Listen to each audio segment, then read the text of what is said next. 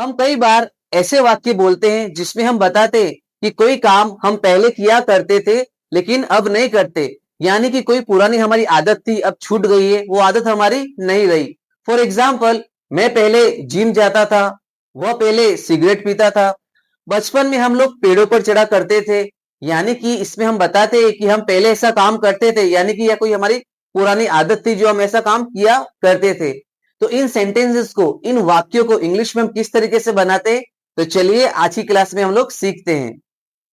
तो आज का जो हमारा टॉपिक है यूज टू का मतलब होता है पहले करता था या कोई पुरानी आदत, यानी कि मैंने आपको बताया ना, कोई काम हम पहले करते थे, हमारी पुरानी ओल्ड हैबिट थी, वो अब नहीं है। तो ऐसे सेंटेंसेस हम कैसे बनाएंगे? सबसे पहले इसका फॉर्मेट समझ लेते हैं। बहुत ही सिंपल फॉर्मेट है। हम सब्जेक्ट का यूज करेंगे, उसके बाद हम लगा देंगे यूज टू, और यूज टू के बाद में हम यहाँ पर वर्ब की फर्स्ट फॉर्म का यूज करेंगे, फिर आ जाएगा हमारा ऑब्जेक्ट। तो चलिए इसे एक प्रैक्टिकल सेंटेंस करते हैं ताकि हमें टॉपिक बहुत अच्छे से समझ में आए। यहां पर देखिए मैंने एक सेंटेंस लिखा है, वह पहले जिम जाता था, यानी कि पहले उसकी आदत थी, जिम जाया करता था, अब नहीं जाता है। तो इस सेंटेंस को हम बनाते हैं, वह पहले जिम जाता था, सब्जेक्ट में वह के लिए हम यूज करेंगे ही।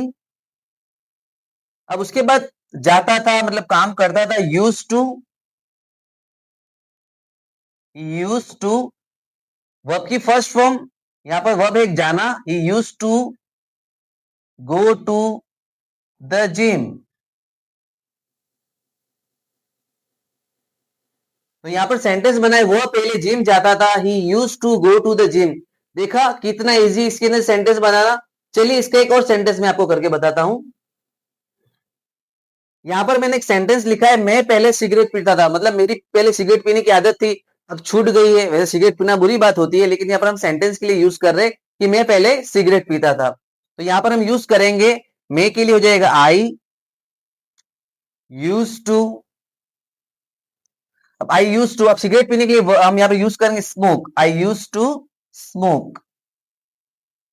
तो यहाँ पर हमारा सेंटेंस पूरा होता है।